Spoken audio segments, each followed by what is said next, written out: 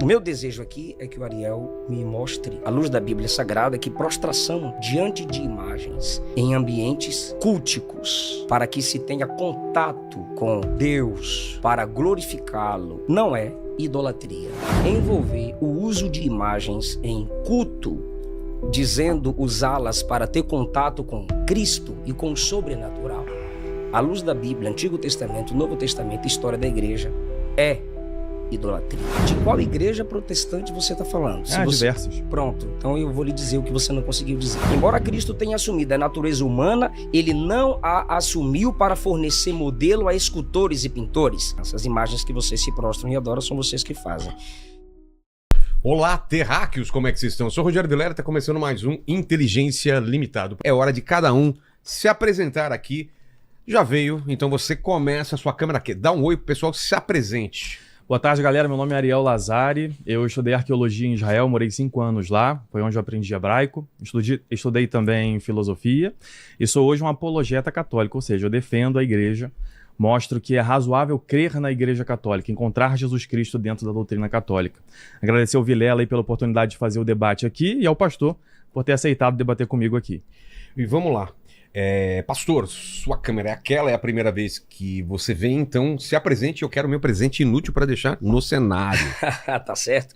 Eu sou o pastor Eliseu Rodrigues, sou pregador do Evangelho, moro em Goiânia, sou um estudante de teologia, faço parte da igreja pentecostal, casado com Luana Rodrigues, pai de 3 filhos, um prazer conhecê-lo. Dito isso, vamos então agora, a gente tem os cronômetros aí, 5 minutos para cada um, fazer uma abertura sobre o tema proposto e colocar as suas visões e depois vamos para as perguntas. Então, comece, por favor. Muito bem. Ariel. Bem, vamos falar sobre o que é idolatria, então, de acordo com a Bíblia. E se a gente procurar, quem estiver em casa procurar na Bíblia, idolatria é X, não vai encontrar na Bíblia, não tem uma definição assim de termos dentro da Escritura. Mas nós temos vários versículos que citam um comportamento como se fosse idolatria. O primeiro deles seria dar a uma criatura a glória que é devida a Deus. Isso aparece lá em Êxodo 20, né? Quando ele diz, não terás outros deuses diante de mim, não fazer escultura, não se prostrar diante delas. Aparece também no Salmo 115, no Salmo 135, e costuma ser inclusive essa definição de idolatria que é mais defendida pelos protestantes,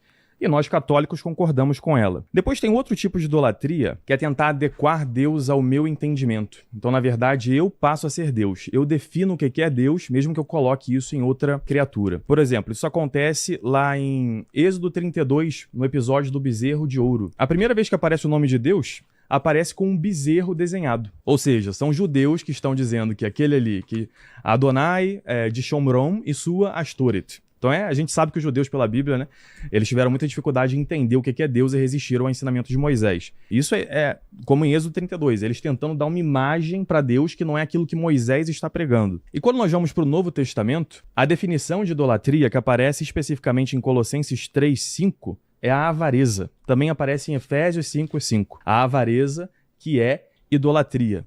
E Jesus Cristo, quando ele fala do que é idolatria, lá no Sermão da Montanha, Mateus 5 até Mateus 7, ali mais ou menos, ele diz que não podemos adorar a Deus e a Mamon, que era o Deus do dinheiro. Não se pode adorar a Deus e ao dinheiro. Então, no Novo Testamento sempre aparece a idolatria associada a algum tipo de ganância. Sempre vem com isso de querer o dinheiro, querer colocar o dinheiro em cima de Deus. Os fariseus, inclusive, quando Jesus fala isso, eles começam a rir de Jesus, diz o Evangelho de São Lucas, porque eles eram amigo das riquezas. Eles achavam que só a fachada era o que importava. Então eles diziam, bem, eu não tenho imagem, né, de nenhum deus pagão, então como é que eu vou ser idólatra? E Jesus diz, não, vocês são idólatras porque vocês adoram ao Deus dinheiro, né, ao Deus Mamon. Então são essas 3 definições que nós temos no Antigo Testamento, mais isso de dar uma criatura a glória que é devida a Deus, adequar Deus ao meu entendimento, sem acreditar na autoridade que é da palavra de Deus. E no Novo Testamento se resume a idolatria a não podeis servir a Deus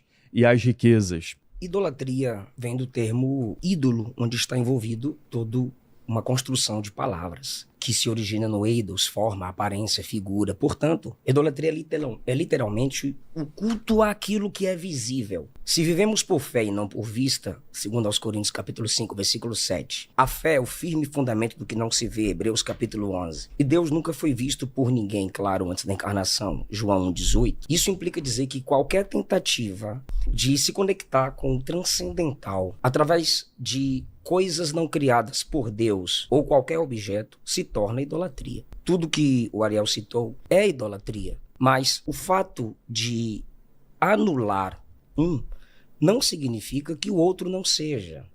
Então, o amor ao dinheiro, idolatria. Avareza, idolatria. Culto a si mesmo, idolatria.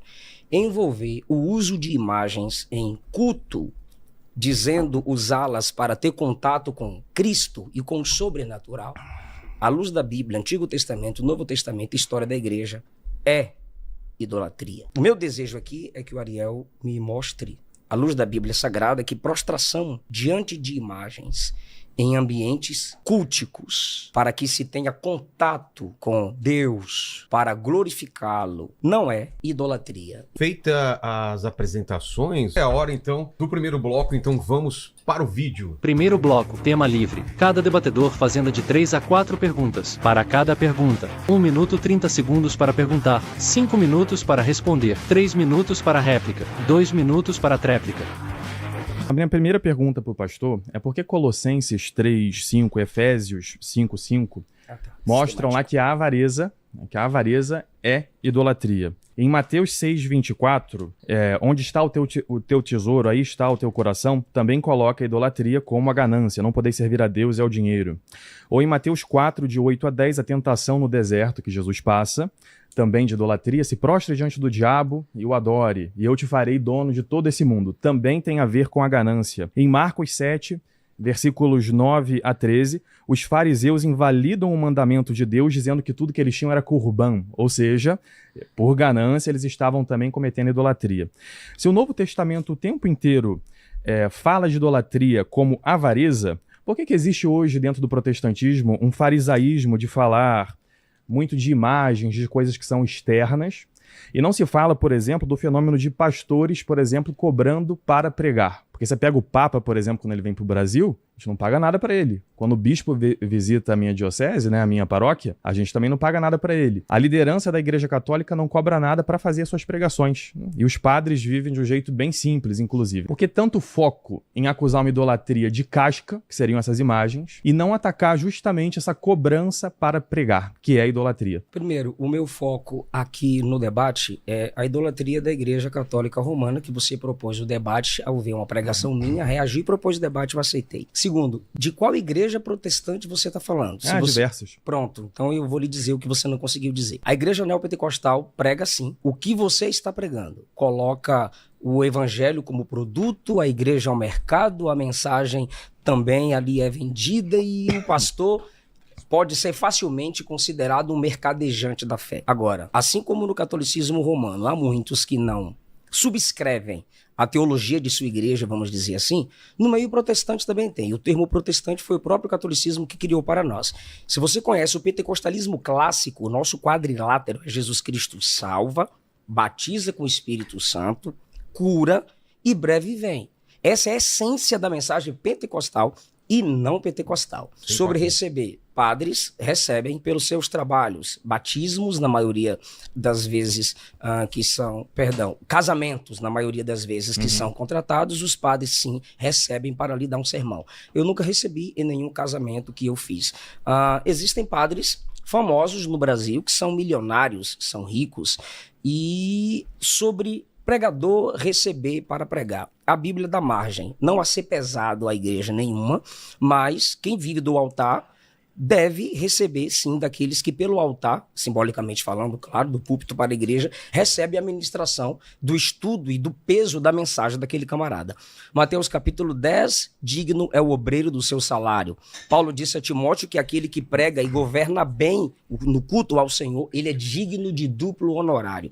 Gálatas capítulo 6, Paulo disse que aquele que é instruído na palavra reparta de todos os seus bens com aquele que lhe instrui. Se você está querendo bater no espantalho daqueles que exploram a fé, eu também sou inimigo desses, que vendem profecias, que só pregam se derem um valor X e não congregam, não cooperam com a obra missionária.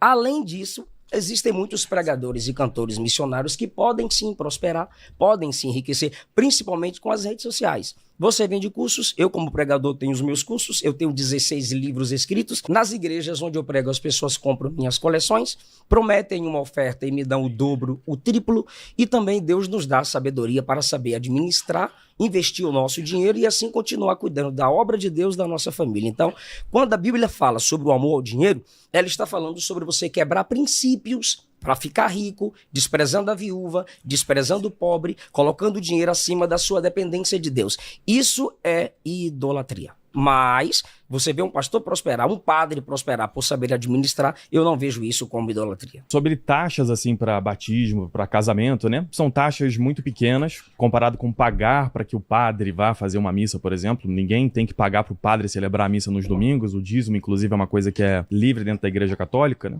Nós temos obrigação de manter ali as atividades da igreja, mas não é uma coisa obrigatória. Mas eu não perguntei aqui se o Senhor faz isso ou uma parte do protestantismo não. O que eu disse é, no Novo Testamento, todo o foco dado para a idolatria é a ganância. Inclusive, os fariseus riram quando Jesus fala de idolatria, dizendo que não podeis servir a Deus e a Mamon. Por que a gente não vê, dentro da pregação dos protestantes, essa preocupação com esse tipo de igreja, Essa é a né? sua pergunta. Porque a gente não vê, dentro da pregação protestante, esse tipo de mensagem. Não sei que igreja ele teve acesso, protestante que viu esse tipo de mensagem. Eu me uno a ele para denunciar esse tipo de mensagem. Agora eu vou pegar as outras coisas que você falou, né? Que nós não podemos ter imagens porque Deus nunca foi visto por ninguém. Nós também temos um versículo que é João 1,14, em que aparece que nós vimos a sua glória, porque o verbo se fez carne. Justamente, nós não podemos ter imagens no Antigo Testamento, Moisés explica isso lá em Deuteronômio 4, porque quando Deus apareceu para os judeus, ele apareceu numa nuvem de fogo, ele não apareceu com uma figura humana. Por quê? Para evitar que os judeus depois olhassem para o sol, para alguma coisa ou para alguma figura e enxergassem nela Deus. Então, por isso é proibido fazer qualquer tipo de imagem de Deus.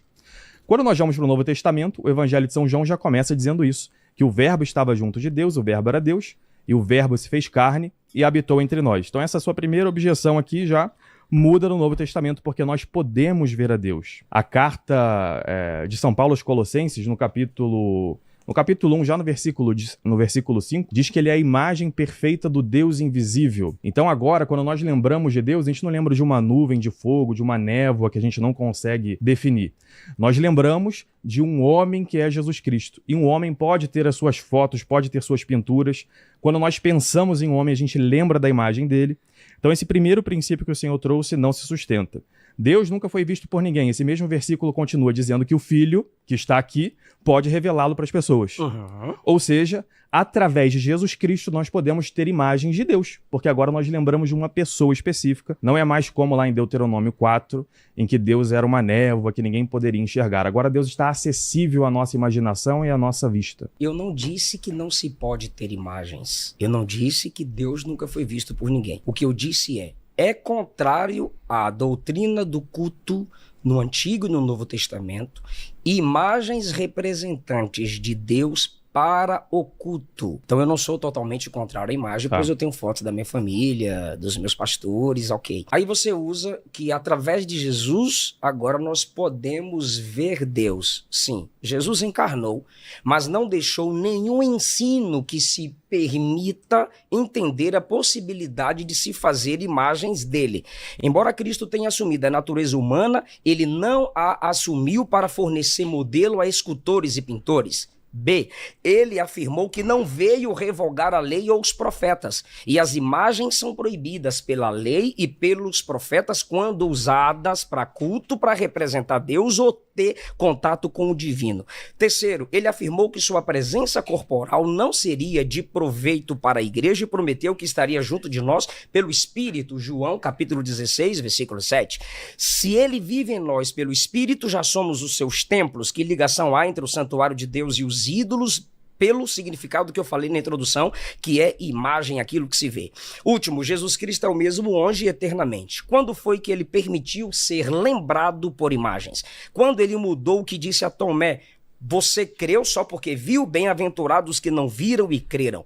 Quando ele deu, ou a quem ele deu a autoridade para mudar o que Pedro disse em 1 Pedro 1,8. Não havendo visto, vocês o amam. Não havendo agora, vocês creem. E Paulo escreveu 2 Coríntios 5,16. Daqui por diante a ninguém conhecemos segundo a carne, ainda que tenhamos conhecido Cristo segundo a carne, contudo agora já não o conhecemos deste modo. Baseado nesses textos, eu quero que ele me dê um texto, é a segunda vez que eu faço a mesma pergunta, que apoie, que confirme e que permita o uso de imagens para culto, para a glória de Deus, para ter contato com o Senhor num ambiente cultico. No ambiente cultico. Gostei muito do senhor fazer essa pergunta, porque o centro do ambiente cultico judaico tinha uma imagem, que era a da Arca da Aliança. Eita, que legal. Se nós formos lá para Êxodo 25, aqui no versículo 18 em diante, nós temos aqui, ó. Farás também 2 querubins de ouro batido os farás. Isso é Deus falando com Moisés. Nas 2 extremidades do propiciatório. Farás um querubim na extremidade de uma parte, outro querubim na extremidade de outra parte.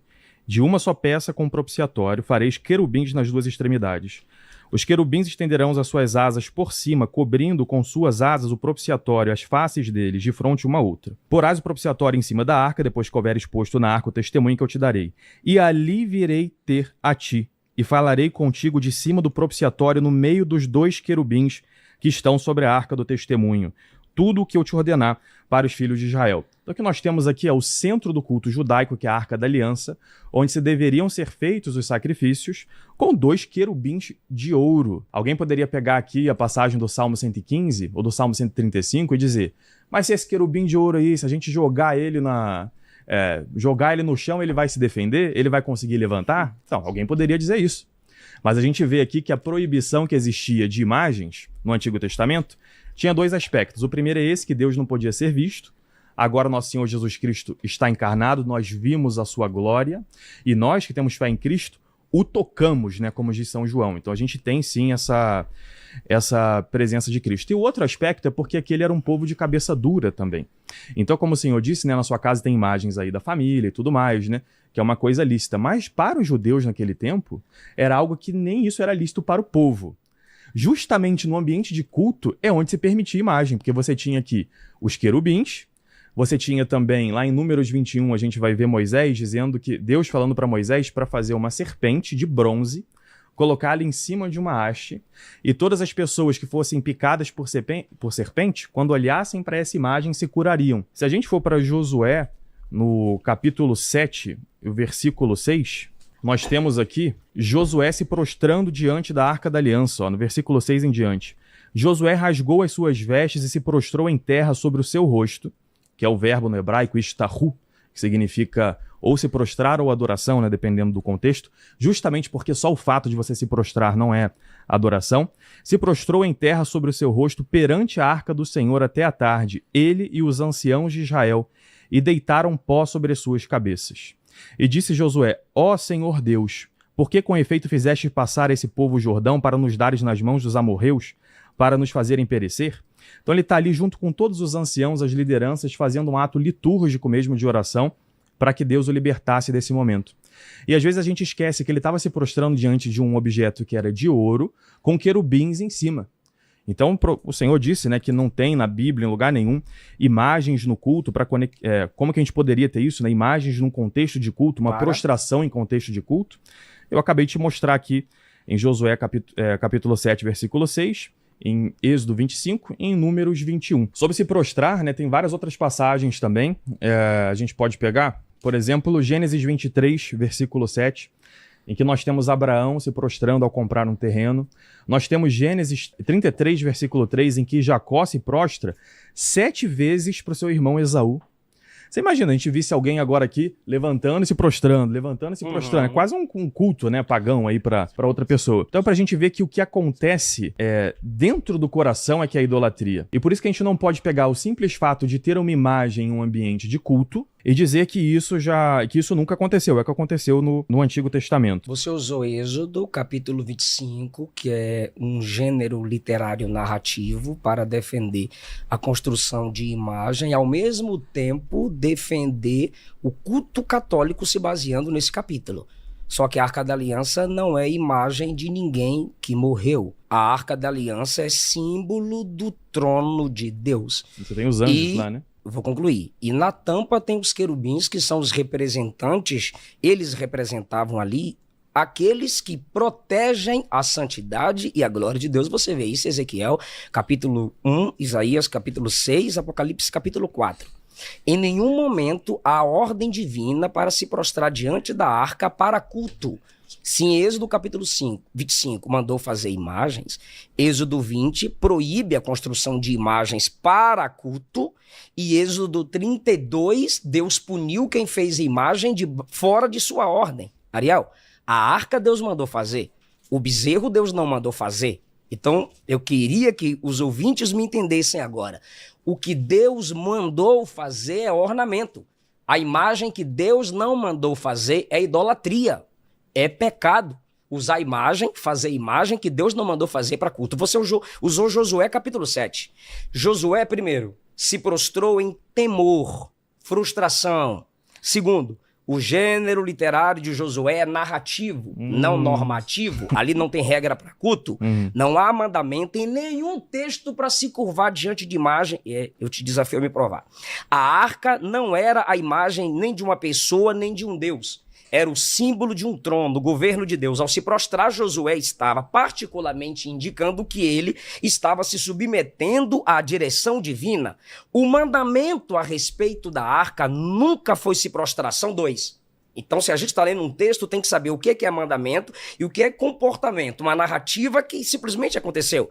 E a ordem sobre a arca está em Josué 3. Mantenha distância. E quando ele se prostrou diante da arca, o que Deus disse a ele foi: levanta.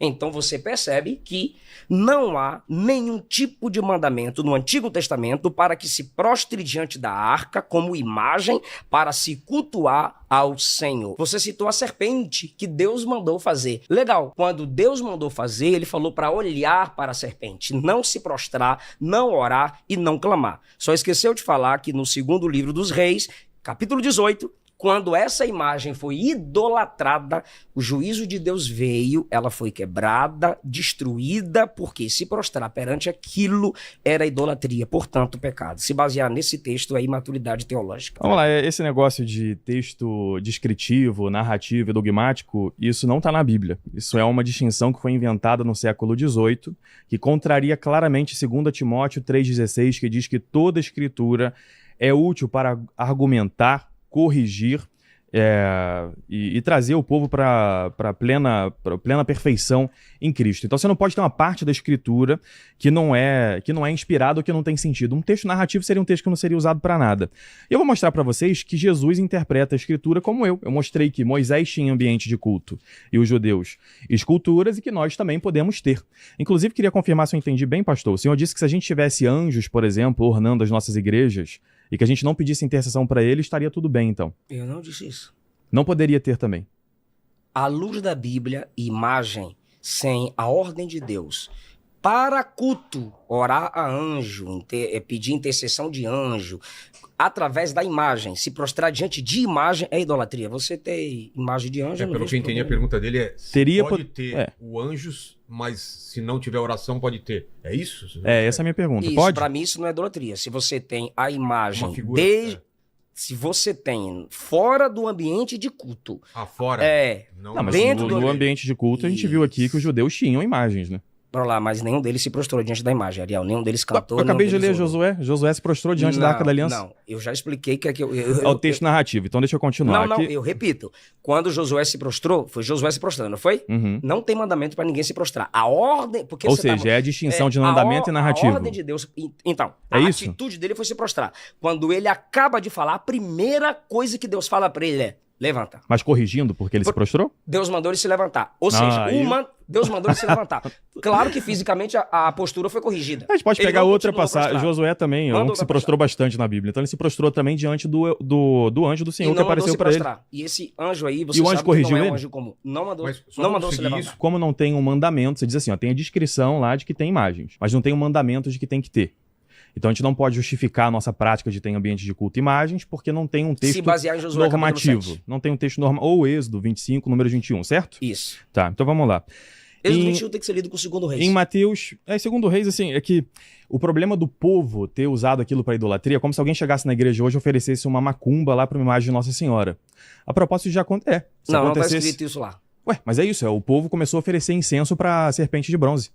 Incenso, não tem nada a ver com É uma comida. oferenda, né, pastor? Sim, é um tipo de oferenda. Então é como se oferecesse uma macumba lá para a imagem de Nossa Senhora. Porque a imagem estava lá. Então, mas você está dizendo então que Deus pediu pro povo, mandou o povo fazer uma imagem que seria para o seu próprio mal? Olhar para a imagem naquele momento específico. Por mas isso você está dizendo que não tem que ter imagem. imagem. Você esqueceu de falar lá que depois eles têm adoração sobre isso. Quando eles adoram... Então não pode imagem, por causa disso. Não. Mas por que Deus mandou eles fazerem imagem, então? Deus mandou naquele momento específico, aí você olha... Ele mandou algo ruim? Bora lá, João capítulo 3, versículo 13. Não, volta pra lá. Ele mandou não é algo você ruim? que tem que determinar a minha hermenêutica. Quando você lê números... Deus... Hermenêutica é? A interpretação do texto. Tá, isso. A arte da interpretação do texto. Quando você lê números, você precisa entender que é o Novo Testamento que interpreta o Antigo Testamento.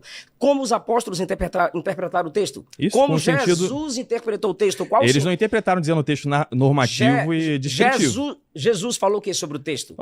Posso mostrar? Você já pulou de Josué para números, assim. Sua teologia são não pode vários ser uma exemplos. sistemática bagunçada. Então, você acha que a minha teologia tem que ser baseada em versículos isolados e não trazer vários? Ela está baseada em versículos isolados agora. Bora lá. Eu trouxe vários versículos, um em atrás do números, outro. Deus mandou construir imagem, ok. Todo o problema está sendo texto descritivo normativo. ou normativo. Mas Jesus não interpretou a Bíblia assim. Quando ele estava lá em Mateus 12 e ele colhe lá as espigas, né, no dia de sábado, os fariseus perguntam para ele: por que vocês estão pegando essas espigas se não é lícito fazer nada num dia de sábado? Vocês estão fazendo uma coisa aí que é mandado, estão fazendo uma coisa que foi mandado não fazer, trabalhar no sábado. E Jesus responde: nunca lestes na Escritura quando Davi estava com fome e comeu dos pães da apresentação? Então o que acontece é que Jesus ele dá o exemplo: nunca lestes como Davi, lá versículo 4, versículo 3, não tendes lido o que Davi fez quando teve fome e os que estavam com ele, como entrou na casa de Deus e comeu os pães da preposição, que não lhe era lícito comer, nem aos que estavam com ele, mas só aos sacerdotes? Pois veja, né? O que nós temos aqui é Jesus dando exemplo de algo que você chamaria descritivo. Ele só está falando que Davi fez isso, não está mandando a gente fazer a mesma coisa que ele. E Jesus usa como justificativa de algo que ele está fazendo. É exatamente o mesmo modo que eu estou interpretando aqui. Êxodo 25, Números 21 e todas essas situações de Josué que eu trouxe. É o momento em que o fato de algo ter acontecido na Antiga Aliança e não ter recebido um rechaço de Deus, né, uma proibição de Deus, mostra que essa coisa é lícita. É a mesma coisa que Jesus faz aqui em Mateus 12. Esse negócio de texto normativo, descritivo, uma parte da Bíblia não serviria para nada, só para uma descrição. Nenhum dos apóstolos interpretou a Bíblia assim, e como eu estou mostrando aqui, Jesus também não interpretou assim. Nos momentos aqui em que as pessoas perguntam quais são os mandamentos, né, para se salvar, por exemplo, quando o jovem rico se ajoelha diante de Jesus, lá em Mateus 19, né, e diz: o que eu preciso fazer para alcançar a vida eterna? Jesus cita os mandamentos. E ele diz: cumpra os mandamentos. E o jovem pergunta: quais mandamentos? E Jesus começa a citar lá: não matar, honrar pai e mãe, etc, etc. Ele não cita nada de confecção de imagens. Em Atos 15, quando eles estão decidindo que costumes judaicos vão passar para o outro povo, para o povo pagão que estava se convertendo, também não se fala em imagens. Diz só que se mantém a lei moral. Eu queria saber, então, se fazer imagens é algo tão central no Novo Testamento, a proibição de imagens, como o Senhor diz, por que Jesus nunca fala disso nos evangelhos? Você começou com Mateus capítulo 12 para dizer como que Jesus interpretava. A partir do versículo 1 diz: naquele tempo passou Jesus pelas searas em um sábado, seus discípulos, tendo fome, começaram a colher espigas e a comer. Os fariseus, vendo isso, disseram-lhe: os seus discípulos fazem o que não é lícito fazer no sábado. Jesus diz: não tendes lido o que fez Davi quando teve fome e eles que com ele estavam? Aí você diz: Jesus está usando uma história para aplicar na vida daqueles camaradas uma resposta do que ele estava fazendo. Sentido moral. Como entrou na casa de Deus, Jesus está perguntando, e comeu os pães da proposição que não lhe era lícito comer, nem aos que com ele estavam, mas só aos sacerdotes. Não tendes lido na lei? Se eles usaram a lei contra Cristo, Cristo está usando a própria lei para confrontá-los. Deu 2 exemplos, né, Cristo? E ele diz agora que aos sábados os sacerdotes no templo violam o sábado e ficam sem culpa. Eu vos digo, aqui está quem é maior do que o templo. Se soubesseis o que significa misericórdia quero e não sacrifício, não condenaríeis os inocentes, porque o Filho do Homem até do sábado é Senhor. Pronto, Jesus está dizendo, eu sou maior que o sábado, portanto, eles estando comigo, eles podem comer o que estão comendo no dia de sábado. Não foi o único argumento que ele deu. Bora né? lá, calma. Eu sou o Senhor do sábado, no dia de sábado eles podem fazer o que eu estou fazendo com eles. Segundo, eu sou maior que o templo, logo as regras do templo estão debaixo do meu domínio e da minha sabedoria. Eu tenho autoridade para alterá-las. Agora, sobre Jesus e as imagens, eu já argumentei. Primeiro, a encarnação de Cristo não é uma permissão para se fazer imagens. Segundo, Jesus sendo judeu, ele tinha o conhecimento prático, legal, e ele era a revelação encarnada e a aplicação e o cumprimento de toda a lei de Deus. Então, se era comum os judeus não terem imagens para culto, por que seria necessário Jesus ficar repetindo aquilo que normalmente, naturalmente, eles já praticavam? Se vocês estivessem lá, a igreja romanista, com suas práticas, óbvio que Jesus iria denunciá-los. Ele não denunciou quem colocava a tradição acima das escrituras. Tradição humana, né?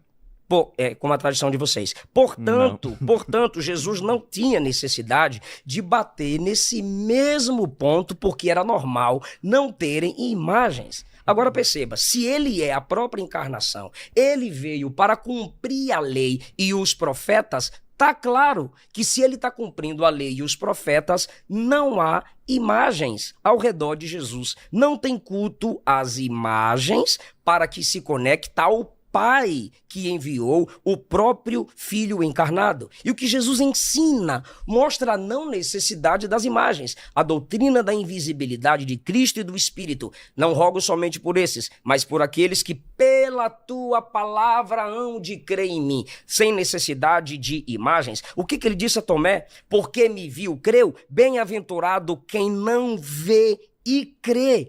Paulo, que recebeu a revelação do Evangelho de Cristo, segundo os Coríntios 5:7, andamos por fé e não por vista. Jesus é, como você já leu, Colossenses capítulo 1, a imagem verdadeira e perfeita do Pai. Quem me vê, vê o Pai. Ver Cristo já era suficiente. Portanto, Jesus já cumpria a lei, e ele cumprindo a lei e os profetas, não havia necessidade. E, para encerrar, quando Roma, em 63 a.C., invadiu Israel, Emanuel Canuto diz que eles se assustaram, os romanos se assustaram, porque não viram imagens em ambiente de culto. Logo, era normal essa prática de ausência de imagens para culto entre aqueles com quem Jesus convivia religiosamente. Complicado isso que o senhor disse, de que não tinha imagem nenhuma no tempo dos judeus, porque a arqueologia, ela confronta isso, né? Para culto, não.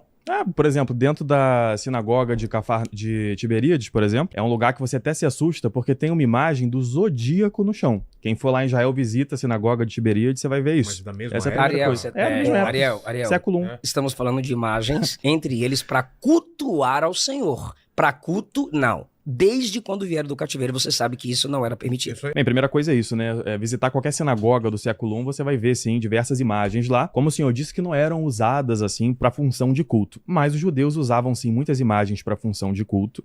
E quem lê no Antigo Testamento, não, como proibição. Você vai ver que o tempo inteiro... Você disse que Jesus não falou nada disso porque ninguém tinha imagem. Pegue você em casa a Bíblia e leia o que os judeus faziam. Pegue qualquer sítio arqueológico de Israel, de qualquer tempo até o tempo de Jesus, e encontre diversas imagens de ídolos. Então você pode pegar, assim, os judeus tinham esse problema de confecção de imagens para ídolos. É igual a imagem do centro de macumba hoje.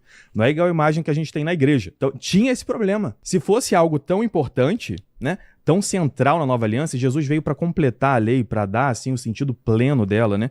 Jesus teria falado disso. Então dizer que não era um problema, não era normal ter imagens, desculpa, pastor, mas é um desconhecimento da história de Israel e dos escritos dos judeus e da arqueologia da Terra Santa. Era algo muito comum. Então esse argumento aí, ele cai por terra. Depois você disse que Jesus disse que ele era senhor do sábado. Esse foi um dos argumentos que Jesus deu. Jesus deu 3 argumentos ali. O primeiro deles é que Davi comeu os pães lá que eram só para os sacerdotes e usou isso como um exemplo moral, exatamente como eu estou dizendo. Moisés fez os querubins, Moisés fez a serpente de bronze, Salomão enfeitou o templo com um monte de imagens de animais que eram oferecidos lá, e tudo isso é uma justificativa para mostrar que nós também fazemos, assim como Jesus justificou. Um dos argumentos que Jesus deu foi esse. Quanto a dizer que é uma coisa imutável da lei, quando muda a situação, a lei também muda. Por exemplo, se a gente for para Levítico capítulo 17, nós temos escrito lá que sempre que um judeu fosse comer algum animal, ele precisava sacrificar esse animal diante da tenda lá da Arca da Aliança. Precisava ser feito ali. Por quê? Porque senão eles iriam cultuar aqueles outros deuses. Depois, em Deuteronômio 12, quando eles já estão nas planícies de Moabe, Moisés muda essa regra. E lá em Levítico 17 está escrito assim, que essa é Hukat Olam, ou seja, é uma regra para todo sempre nas gerações dos judeus. Só que Deuteronômio 12 muda essa regra. Ele diz assim, que se você for comer, eu posso até ler a passagem aqui, ó, Deuteronômio 12, versículo 21 em diante, nós temos aqui, se estiver longe de ti o lugar que o Senhor teu Deus escolher para pôr o seu nome e botar lá a Arca da Aliança, degolarás as vacas e as tuas ovelhas como se fosse carne de veado ou de corça, ou seja, coisas que não eram oferecidas a Deus. Então tem uma mudança, porque mudou a circunstância. Da mesma forma, Deus era invisível, agora ele é visível, a circunstância mudou, podemos fazer imagens. Mateus 12, Jesus simplesmente diz que ele é maior que o sábado, pois do sábado ele é Senhor, e ele é maior que a própria lei, você sabe disso. Pois ele sendo Esse é um dos Deus, 3 argumentos. Pois ele sendo Deus, mas isso não desfaz nem o meu nem o seu argumento. Então meu argumento tá de pé. Tá vendo que a gente pode interpor um ao outro e eu não me incomodo se você fizer. Mas você então vou pode ficar fazer quietinho. de boa. Tá boa. Bom. Não desfaz o argumento que eu usei. A questão é, Jesus está mostrando que ele é superior e ele pode fazer aquilo. Vocês não podem mostrar que vocês são superiores e vocês não podem fazer o que Josué fez. Por quê? Tira as imagens de Maria e de todos os santos e coloca a imagem da arca. E se vocês se prostrarem, mostre que a ordem de Deus é, levanta-te. Só que Josué capítulo 3, a ordem sobre a arca é, se afastem, mantenham distância. Agora, sobre a imagem, depois você prova que essas imagens, que arqueologicamente você comprovou, porque é o seu estudo, você citou, não comprovou, mostra que eles adoravam essas imagens em ambientes de culto. Então, à luz da Bíblia Sagrada, até agora você não tem um texto claro dando autorização à igreja para construir esse tipo de imagem que vocês fazem na igreja romana e papista para se conectar com Deus através dessas imagens que são expressamente proibidas na Bíblia Sagrada desde o Antigo Testamento. Eu acabei de pedir. Isso precisa construir ou só fazer a pergunta? Só fazer a pergunta. Só fazer a pergunta. Mas se quiser fazer... Não, um texto claro mostrando, pelo menos no Novo Testamento, que o uso de imagens é permitido. Por quê? Os textos de culto, de Mateus 18, Jesus ensina sobre o culto. Ele está ali presente e a igreja tem a autoridade de ligar e desligar. Colossenses, capítulo 3, fala sobre o ambiente de culto. Fala sobre encher o coração com as escrituras e expressar louvores a Deus. Efésios, capítulo 5, fala sobre o ambiente de culto, louvores, salmos e hinos. 1 Coríntios, capítulo 12 a 14, fala sobre ordens no culto, dons espirituais, fala sobre ministérios e não tem nada permitindo o uso de imagens para se ter contato com o Criador. Atos dos Apóstolos, capítulo 2, capítulo 4, capítulo 11, capítulo 20, são cultos, são reuniões onde a igreja estava cultuando o Senhor, capítulo 13, e não tem nenhum texto base, nem Antigo nem Novo Testamento, para que se faça uso de imagens para se comunicar com aqueles que já partiram dessa vida para outra.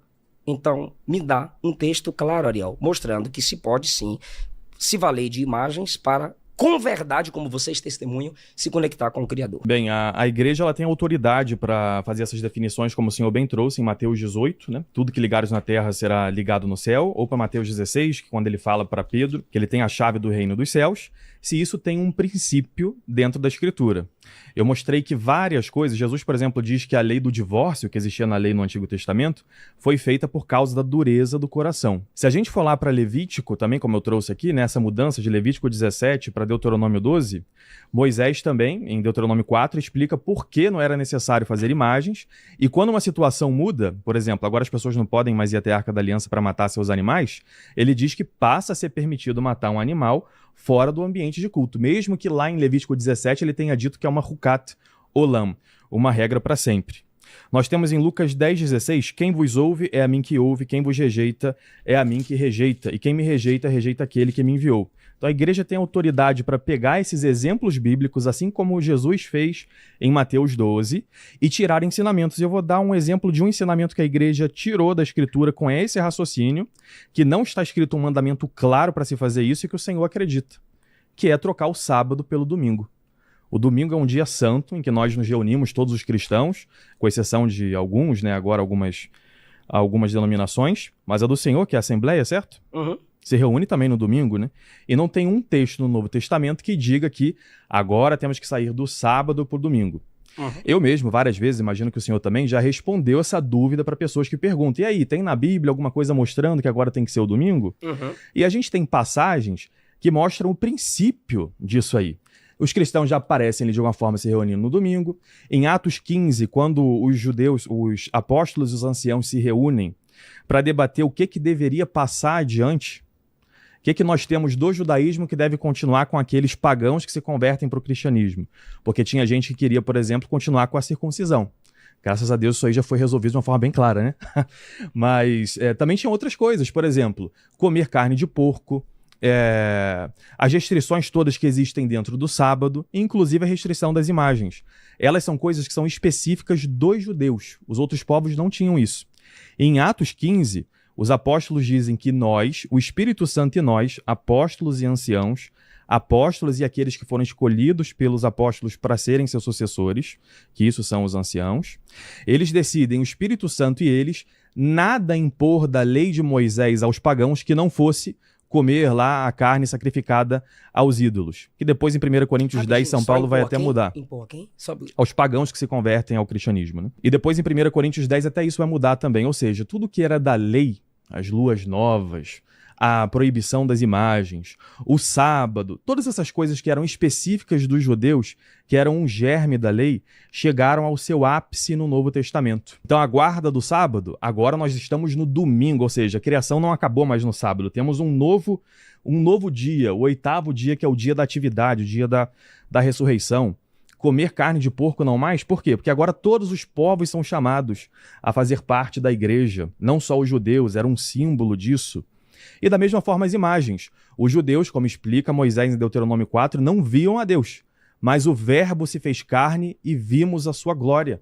Então agora também esse mandamento que era do judaísmo não aparece em Atos 15 e tudo que é dos judeus que deveria passar adiante precisa aparecer em Atos 15. O senhor conhece a passagem, né, do Concílio de Jerusalém, em que eles estão discutindo isso, né? Depois o Senhor disse que bem-aventurado aquele que não vê e crê. Jesus diz isso para Tomé, né? Depois da ressurreição.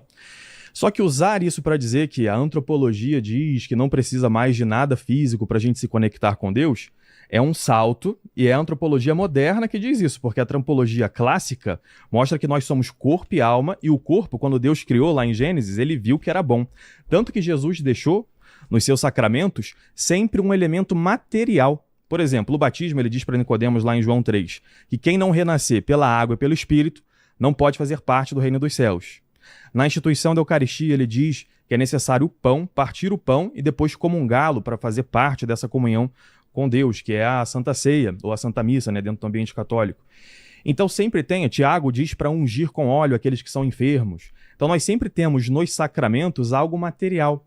Jesus Cristo não veio para abolir o que era material, pelo contrário, ele veio para elevar o ser humano a Deus, para que a gente pudesse ser partícipe da sua natureza divina.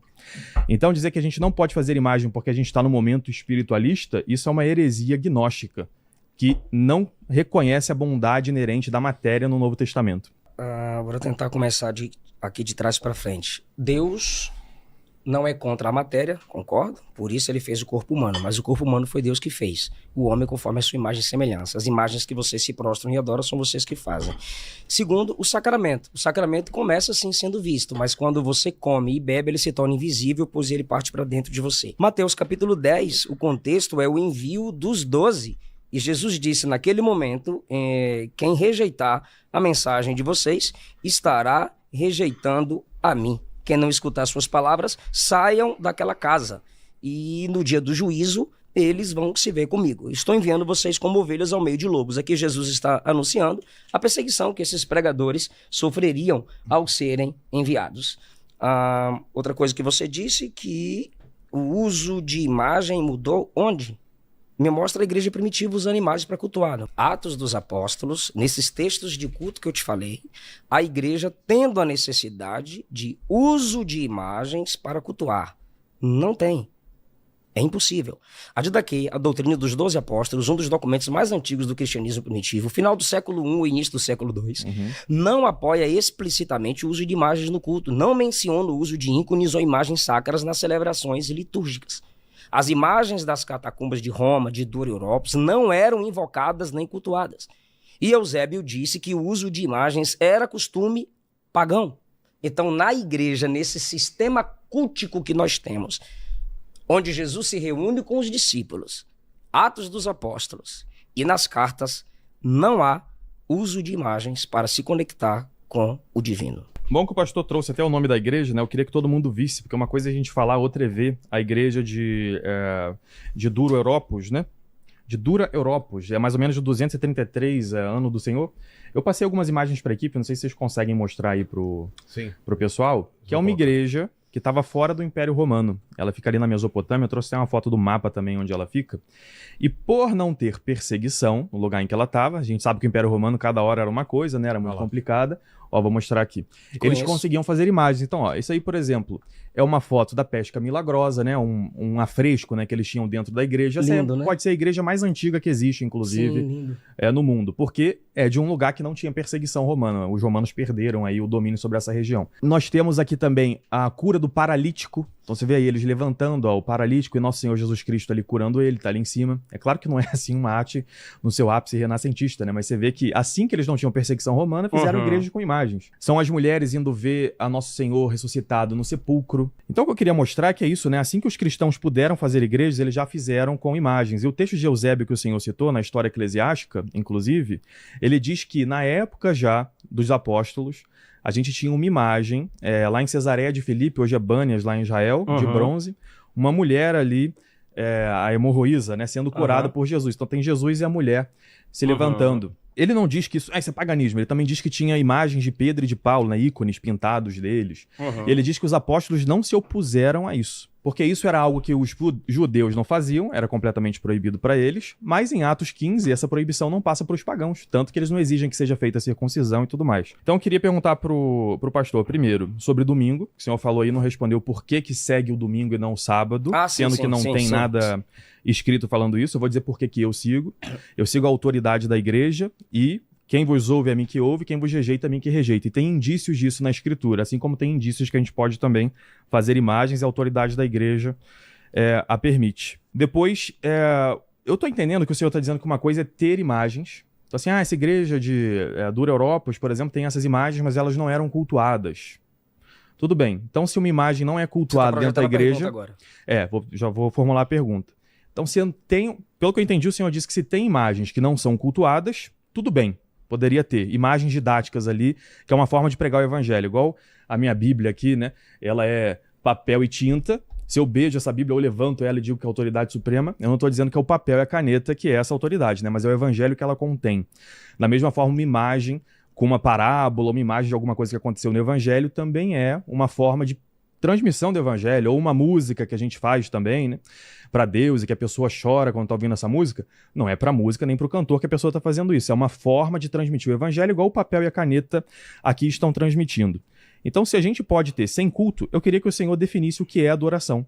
Já que eu posso ter a imagem e não posso adorá-la, o que é adoração a uma imagem? O que diferencia ou reverenciar a pessoa que está representada pela imagem e adoração a uma imagem? Sobre o domingo, o princípio está desde a ressurreição de Cristo, a prática da igreja em Atos dos Apóstolos, Apocalipse capítulo 1. Eu não me considero alguém que guarda o sábado, como diz Hebreus, eu não me considero alguém que guarda nem o sábado nem o domingo, como diz o escritor aos Hebreus. O meu descanso não é um dia, é uma pessoa. Sobre o que você colocou aí, essas imagens não eram cultuadas, essas imagens não eram invocadas, nem sempre foram imagens de pessoas que morreram para serem consideradas santas, para proteger. Eram simplesmente de identificação do ambiente onde eles estavam. Isso aí serve mais para você usar contra os desigrejados do que em debate contra o catolicismo romano. Eu quero mostrar aqui para você, Ariel, que essa batalha apologética, né, teológica contra o uso de imagens não é simplesmente algo vindo por agora, ou do protestantismo simplesmente e do pentecostalismo. Orígenes, no século III, ele apela aos mandamentos de Deuteronômio 6, Êxodo 20, Mateus 4:10, e afirma que os cristãos evitam imagens em resposta ao pagão Celso. Lactâncio fecha o século II com uma frase impactante: é indubitável que não há religião onde quer que haja imagem. Se a religião consiste de coisas divinas e não há nada divino exceto nas coisas celestiais, segue-se que as imagens são sem religião, porque não pode haver nada celestial naquilo que é feito da terra. Eusébio, isso aqui está na enciclopédia católica e também é confirmado pelo História eclesiástica, né? pelo Richard Price, essas seguintes palavras, que uma mulher pede a ele uma imagem de Cristo. E ele diz assim: você escreveu a mim a respeito de um certo ícone de Cristo e o seu desejo de que eu enviasse tal ícone a você. O que você tinha em mente e de que tipo de ícone é esse de Jesus que você quer? Como você chama isso? Qual ícone você está procurando? A verdadeira e imutável imagem que tem por natureza a semelhança de Cristo é aquela que ele tomou para nós quando se vestiu na forma de um servo. Eu não posso imaginar que você está querendo uma imagem divina. O próprio Cristo instruiu você de que ninguém conhece o Pai exceto o Filho, e de ninguém é digno de conhecer o Filho, somente o Pai, aquele que o gerou. Então eu presumo que você deseja um ícone de sua forma como um servo, a forma da carne humilde, a qual ele próprio vestiu para nosso amor. Já a respeito disso, nós aprendemos que ela está misturada com a glória de Deus e que é mortal e foi engolido pela vida. É repugnante a ideia de que possa haver tais imagens nos lugares destinados ao culto. Carta de Eusébio a Constância. A imagem que você citou da mulher que foi curada aí é simplesmente uma imagem que qualquer pessoa poderia fazer, principalmente aqueles que vinham do paganismo, mas essa imagem não era adorada. Epifânio de Salamina, no século IV, ele diz assim, no século IV, eu entrei para orar, encontrei uma cortina pendurada nas portas de uma igreja tingida e bordada. Ela tinha a imagem de Cristo ou de um dos santos, não me lembro direito de quem era a imagem. Vendo isso e sendo contrário a que a imagem de um homem fosse pendurada na igreja de Cristo, contrariando o ensino das escrituras, rasguei a cortina em pedaços, aconselhei os guardiões do local a usá-la como coberta para uma pessoa pobre. Aí ele fala para o camarada para quem ele está escrevendo, João, bispo de Jerusalém: depois você dará instruções sobre isso e sobre outros tipos de coisas como essas que são opostas à nossa religião, não serão penduradas em nenhuma igreja de Cristo. Sobre Dura Europos, mais uma vez eu vou falar, não há evidência textual que afirme o culto a esses desenhos. O que é culto? Vou concluir. Não, essa imagem aí são de fontes anônimas, esses desenhos são de fontes anônimas. Dessa forma não sabemos se eles eram ortodoxos ou de grupos heréticos. Vimos que Irineu testemunhou a presença de imagens entre hereges gnósticos. Esses desenhos são casos excepcionais e isolados, e Cristo não era retratado diretamente, mas simplesmente através de símbolos. A verdadeira adoração, Ariel, ela vem quando o próprio Deus lhe atrai. Davi disse: a inspiração do meu louvor vem do Senhor. Efésios capítulo 5 diz que o Senhor é entoado com cânticos, hinos espirituais e salmos, ou seja, baseados nas escrituras sagradas. Porque dele fonte, por ele processo, para ele destino são todas as coisas. Qualquer coisa que você usa no ambiente cultico para se conectar com o divino, fora do que ele ensinou para se conectar com ele, isso não é culto, é invencionice humana, é produto da imaginação humana e não divina. Acho muito curioso quando os protestantes trazem padres da igreja, né, para fazer o seu ponto. E eu queria perguntar se o senhor aceita a autoridade dos padres da igreja. Só aquela que se adequa com as escrituras sagradas. Ou seja, se eu te mostrar que vários padres da igreja eram a favor das imagens, isso vai mudar a sua opinião sobre Fora isso? das escrituras, não. Então, Porque toda Assim, verdade por que- é verdade de Deus. por que a gente vai trazer então os padres da igreja para Repito, discussão se o toda senhor não verdade é acredita? verdade de Deus. Quando você fala uma verdade e você não vive essa verdade, você está se assemelhando ao espírito maligno de Atos 16.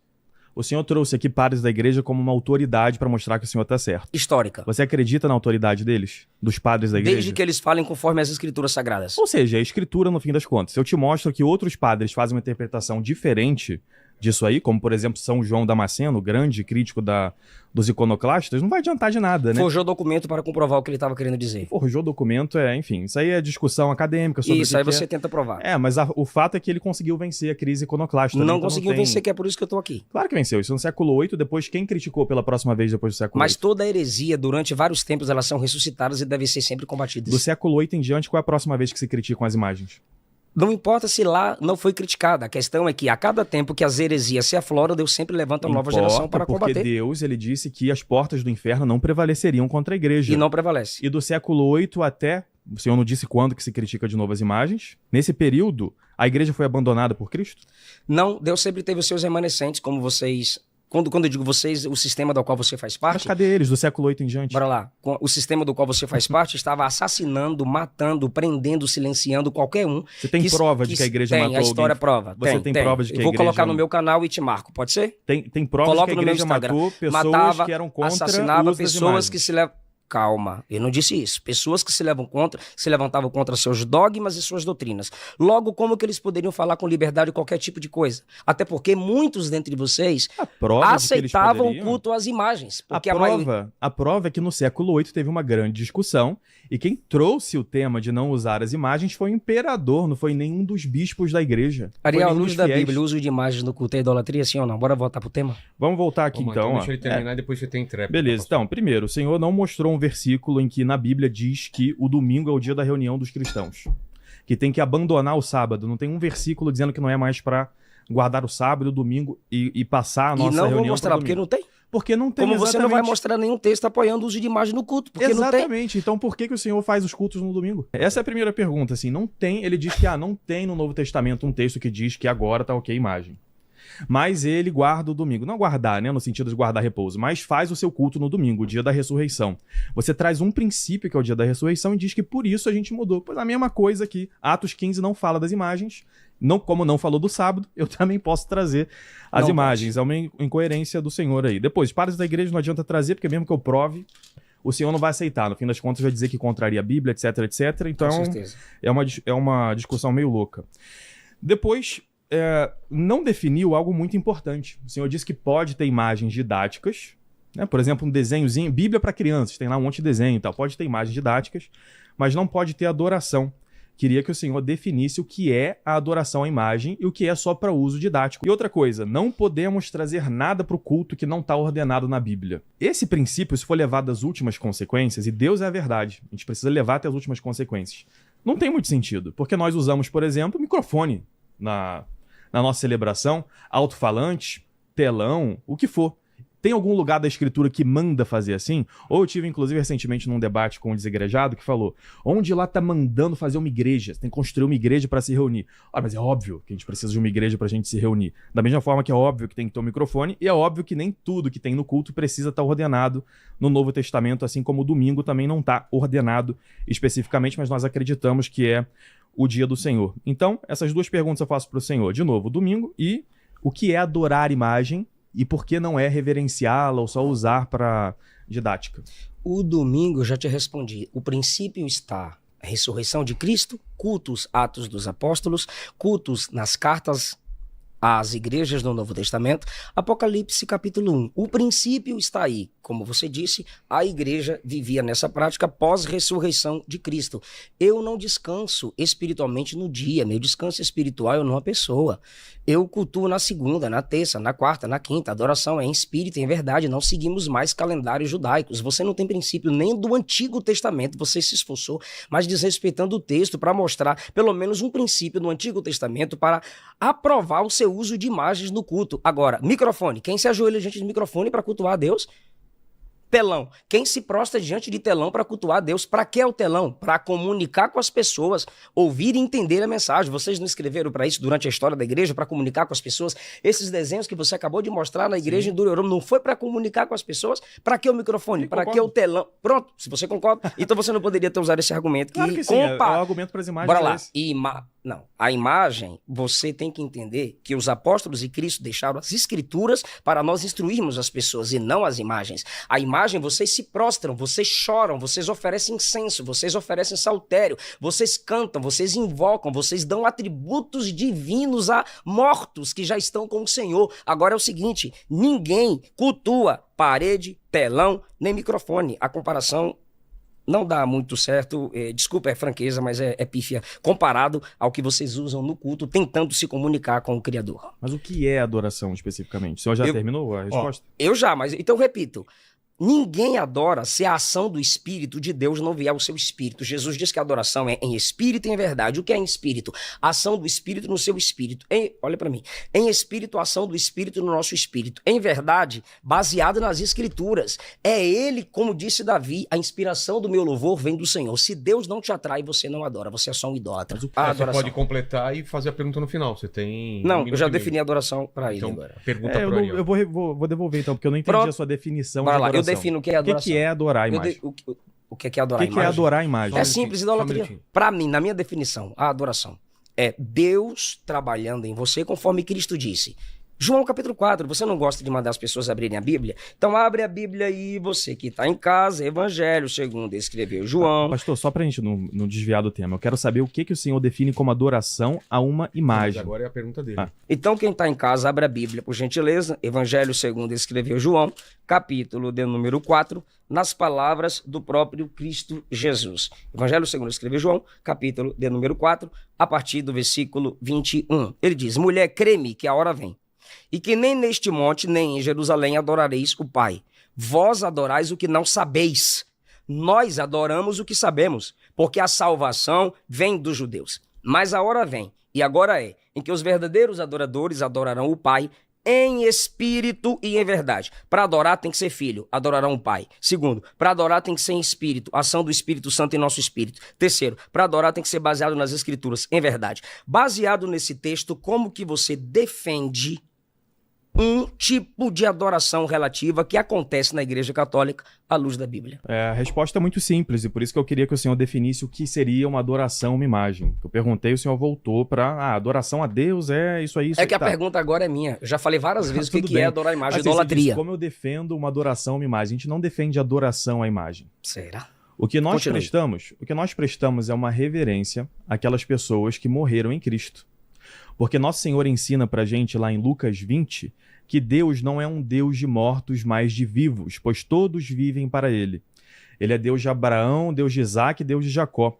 Jesus fala isso como alguém que está vivo, porque Abraão, Isaac e Jacó nós sabemos que a tumba dele está lá em Hebron, em Israel até hoje. Então quando Jesus diz que Ele é Deus de vivos, Ele está se referindo a uma vida do espírito dessas pessoas.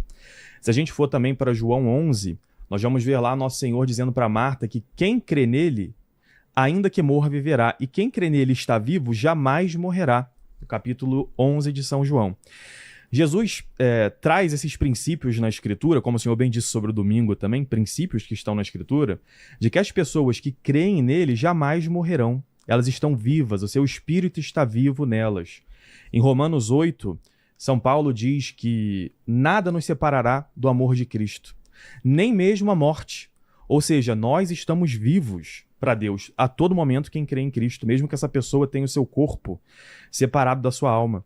Se a gente for para Apocalipse também, Apocalipse capítulo 6, a gente vai ver lá na abertura do 5º selo, e nós sabemos que o Apocalipse ele é uma progressão que recapitula a mesma coisa. Então tem lá os 7 selos, as 7 trombetas, as 7 taças.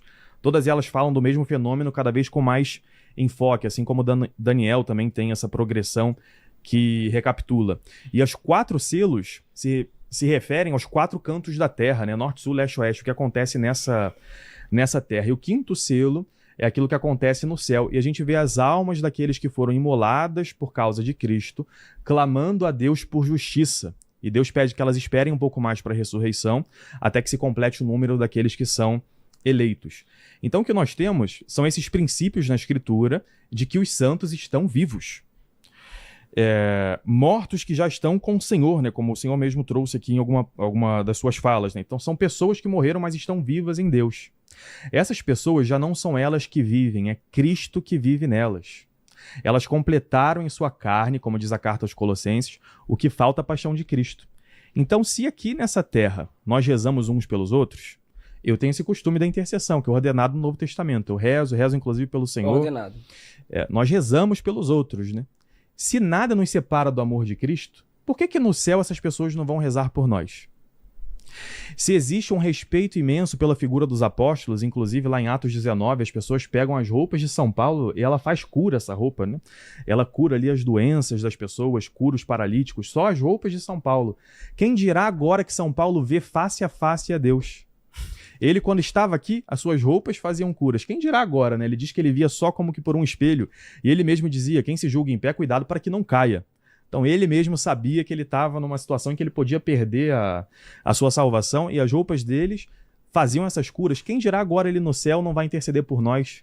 Quem tem, por exemplo, mãe, pai, avó, né? Alguém que era temente a Deus e que já morreu, você acha que essa pessoa não vai interceder por você no céu? Essa pessoa que intercedia por você aqui na terra? E novamente, da mesma forma que o pastor usa o princípio da Escritura para afirmar o domingo, embora não tenha escrito diretamente, agora para fazer o culto no domingo, é o dia da ressurreição, e ainda assim a gente faz, da mesma forma temos esses princípios na Escritura que mostram que os santos intercedem para a gente. E agora nós somos um em Cristo, todos nós comemos da Eucaristia, fazemos parte do corpo de Cristo que é a igreja. Também aqueles que estão no céu estão unidos a nós, porque eles, para Deus, todos estão vivos. Então essa mesma seiva, que é a graça de Cristo, que circula pela igreja, passa por nós e passa por eles. Eles que veem ao corpo de Jesus Cristo perfeitamente no céu, veem também as coisas que acontecem aqui na terra. Por quê? Porque nós somos corpo de Cristo.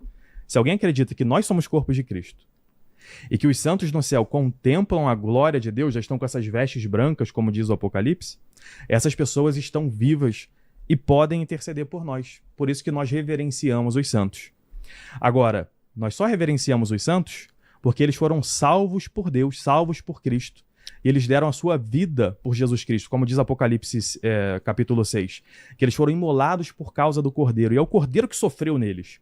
Então é por isso que nós os reverenciamos como pessoas que tiveram fé em Cristo.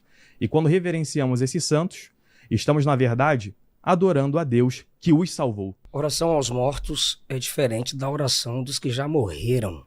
Nem todos os protestantes creem que eles estão orando.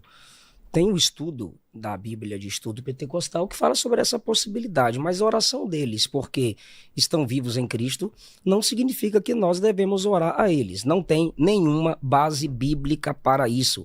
Meu Deus do céu, o conceito do domingo está na Bíblia e na história da igreja. E quando eu digo história da igreja, é a igreja primitiva.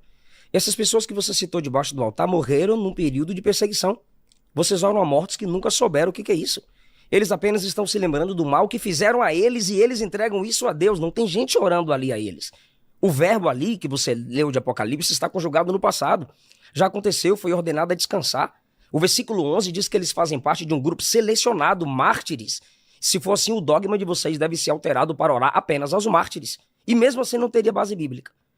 E no céu, o único intercessor é Jesus. 1 Timóteo capítulo 2. Jesus Cristo, o único mediador entre Deus e os homens. Hebreus capítulo 7, versículo 25, diz que ele é o intercessor por excelência. Romanos capítulo 8, versículo 34. Quem foi que disse que Abraão, Isaac e Jacó não morreram, não estão mortos? Gênesis 25, 8, Abraão expirou e morreu. Gênesis 35, 29, Abraão expirou e morreu. Aí você está dizendo, espiritualmente estão vivos. Qual texto? Você tem um Lucas texto. 20. Lucas 20. Esse texto está dizendo que eles estão aguardando a ressurreição. Não, diz que estão vivos. Abre o texto. Vamos lá, juntos. Tá lá. Lucas, capítulo 20, versículo 38. Ora, Deus não é Deus de mortos, mas de vivos, porque para ele vivem todos. Ok. Tá aqui. Lucas, capítulo 20, a partir do versículo 34. Eu preciso completar agora, porque... Vamos lá. eu preciso completar isso Não, aqui. pode. Eu Tem preciso tempo completar ainda. isso aqui. A partir do versículo 36, Jesus está respondendo um questionamento a partir dos saduceus, que lhe fizeram uma pergunta sobre casamento. Os filhos deste mundo se casam e dão-se em casamento, mas os que forem havidos por dignos de alcançar o mundo vindouro e a ressurreição dos mortos nem hão de casar, nem ser dados em casamento. Ele está falando sobre vida pós-ressurreição, onde, semelhante aos anjos, não haverá casamento, porque já não podem mais morrer. Já morreu, meu Deus do céu, e foram ressuscitados. São iguais aos anjos, são filhos de Deus, sendo filhos da ressurreição. 37. E que os mortos hão de ressuscitar, também o mostrou Moisés junto da sarça. Os mortos hão de ressuscitar, futuro. Deus, o Pai, mostrou isso a Moisés, estando ele junto da sarça, quando chama ao Senhor, Deus de Abraão, de Isaque e Deus de Jacó. Ora, Deus não é Deus de mortos, mas de vivos, porque para ele vivem todos. Concordo. Só que o mesmo texto está dizendo que eles estão aguardando a ressurreição, só ressuscita quem já morreu. Só que em Deus, sim, eles estão vivos. Porém, em nenhum momento do texto está dizendo que se pode orar a eles, que eles vão responder. Aí está dizendo, então, o senhor concorda que diz que eles estão vivos e estão aguardando a ressurreição. Isso. Em Apocalipse 6, eles foram mortos por causa do evangelho, e o senhor vai concordar comigo que os sofrimentos que nós sofremos durante a vida em nome de Cristo também nos tornam uma espécie de mártires. Não necessariamente vamos morrer aí derramando sangue, mas seremos santos. A pessoa precisa morrer assim para ser santa? Para alcançar o céu? Não, eu não disse santo, eu disse mártir. Não confunde as coisas. Mas a pessoa que não morre mártir também alcança o céu, também está na situação de Abraão, Isaque e Jacó. Claro, é salvo em Cristo Jesus. Em Apocalipse 6, eles estão lá e estão intercedendo por esse mundo. A gente não, pensa, eles não às estão vezes... intercedendo pelo mundo. Às vezes Abre o texto, mostra o texto. Às vezes a gente pensa Pode que mostrar intercessão... o texto. Abre o texto, Ariel. Deixa eu concluir meu raciocínio, por favor. Você não vai mostrar. O que eles estão fazendo é intercessão por justiça. Ou seja, eles estão pedindo que os maus sejam punidos. E às vezes a gente pensa que os santos estão lá só pedindo pelo bem dos justos, também estão pedindo pela condenação dos pecadores, pela destruição daqueles que perseguem a igreja. É intercessão, é a mesma situação de Lucas 20 não é. Em Apocalipse 6. Agora eu queria entender uma coisa aqui do pastor, né? O Senhor então reconhece que há intercessão no céu. Os santos intercedem por nós. Eu não. Eu disse que existe esse debate. Eu não defendo. Você acha que lá no céu as pessoas se desinteressaram pela terra? A Bíblia silencia a respeito disso. Como silencia do domingo também. Não, a Bíblia não silencia a respeito do domingo. Você está batendo em espantalho, Desculpe, você está faltando com a verdade à luz da Bíblia. Jesus ressuscitou no domingo, a igreja se reuniu no domingo, as cartas falam sobre se reunir no domingo, Apocalipse fala sobre o dia do Senhor, que é o domingo, e você quer colocar culto aos mortos, invencionice católica sobre o domingo. Lucas 20 fala que os mortos estão vivos em Cristo. Mas não fala que eles estão orando, nem ouvindo a oração, nem se importando com o que acontece aqui na Terra. A Bíblia inteira manda fazer intercessão. Em Apocalipse 6, nós temos os santos se importando sim com o que acontece nessa terra. Abre o texto. Porque eles pedem que haja justiça. Eles olham o que está acontecendo nessa terra e pedem que haja justiça. Vamos lá para Apocalipse, então, para ler o texto. É a mesma coisa. Apocalipse capítulo 6, no versículo 9 em diante. Havendo aberto o quinto selo, vi debaixo do altar as almas dos que foram mortos por amor da palavra de Deus e por amor do testemunho que deram.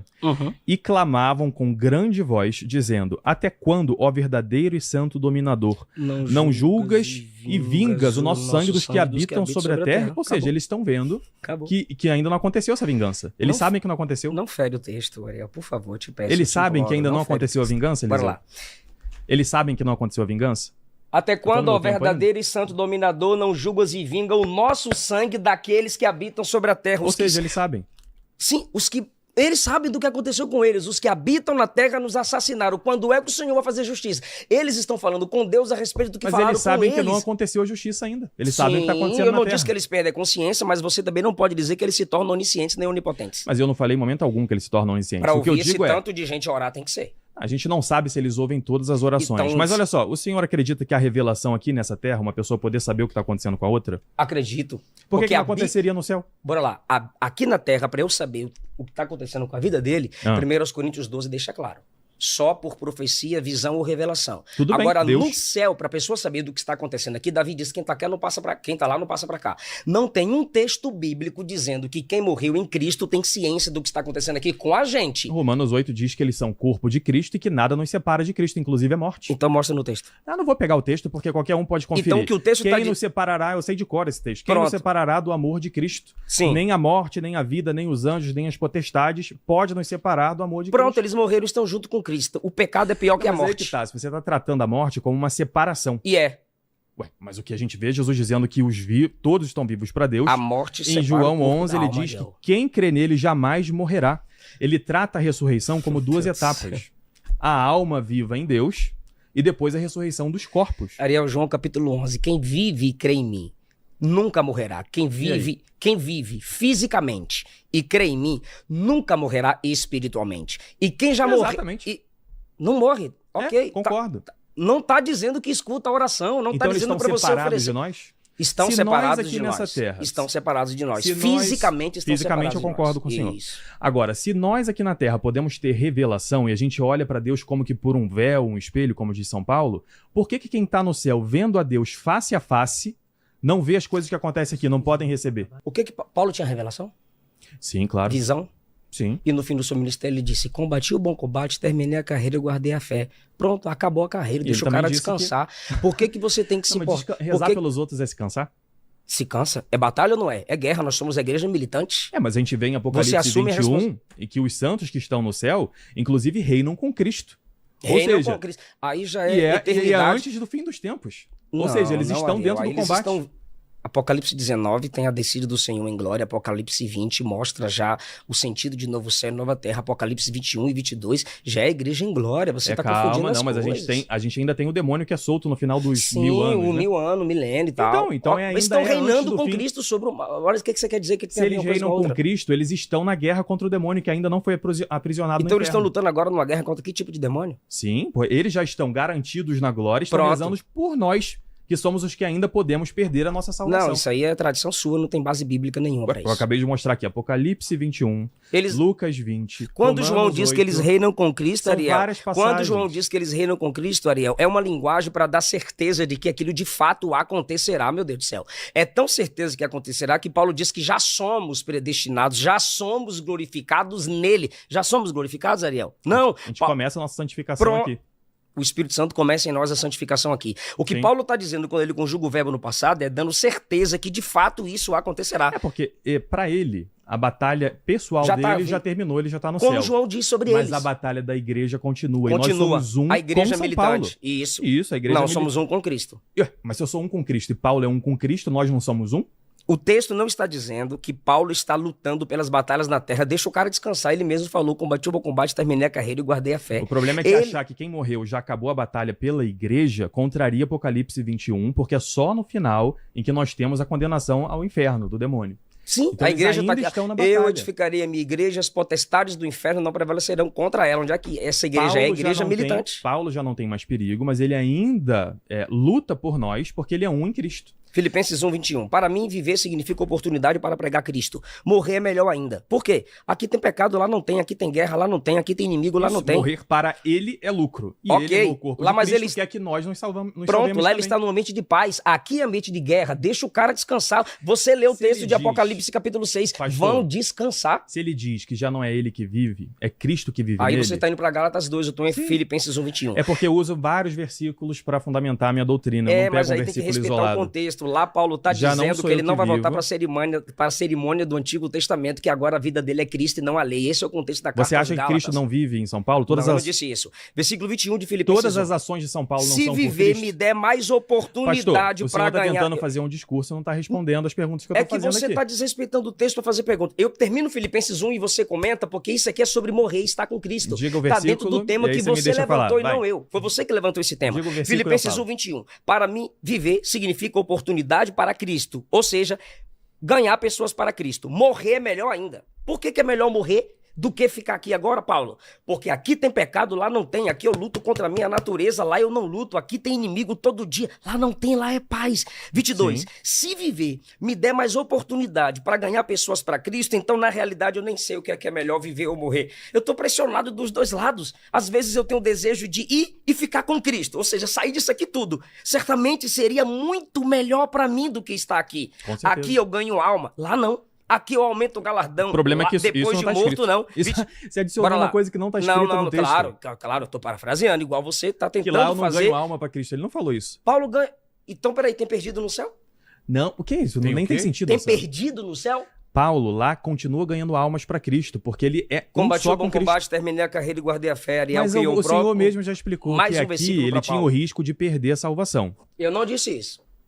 Você disse que aqui Eu o não perigo é disse que isso. tinha pecado Paulo e tal, disse que não ele é a tinha mesma certeza coisa. do depósito que lhe foi confiado. Ele disse que aquele que nele começou a boa obra ia completá-la até aquele dia. 24. A realidade é que eu posso ajudar mais a vocês permanecendo O que aqui. Tá no ele 24. completa, o que tá no ele 24. completa. Tá no 24. É porque você não quer abrir a Bíblia. Eu posso ajudar mais a vocês permanecendo aqui. Morto na carne, vivo no espírito, não ajudarei ninguém. 25. Eu estou parafraseando. 25 agora ele dizendo: eu sou necessário aqui e, portanto, tenho Claro, eu tenho porque certeza para a de que própria salvação, cada um tem uma carreira aqui nessa terra, uma vocação. Própria não, para a salvação dos outros. Claro que a Você salvação não tem própria. que pregar para ser salvo. O Quem senhor, salva acha, é então, Jesus. o senhor acha, então, que uma pessoa que já aceitou Jesus Cristo não tem risco nenhum de ser condenada? À luz da Bíblia Sagrada, quem está salvo em Cristo, se abandonar Cristo e sua mensagem, essa pessoa é perdida. Agora, o que isso tem a ver com oração de mortos? O apóstolo tinha risco ainda Mas de ele não acontecer disse isso no texto. O texto é sobre morrer, está Mas aqui instalado, todos e eu esses- estou respeitando o seu todos tópico. esses textos, Ah, todos esses textos são São Paulo fazendo a sua pregação. A gente precisa considerar todos eles, não isolar um texto só. mas E ele diz esse que é o seu nós- problema, Ariel. Você precisa O respeitar meu problema mais é o que eu contexto pego do texto. o meu problema é que eu pego todos os versículos de São Paulo. Saladorese. Aí não é exegese. 25. Eu sou necessário aqui, portanto tenho O certeza senhor de está que... repetindo o mesmo versículo, olha só, vamos Não, lá. é porque você me interrompeu. O que não está De claro novo. ainda... Eu sou necessário aqui e, portanto, tenho certeza Mas de que quinta vez permane... você lê esse versículo. Então- Não tem muito sentido Então isso. vamos pro segundo bloco. É. Toca aí a Você fugiu do versículo, bom que você sabe que te refuta. Não fugiu Eu do te versículo. refuto no não. canal.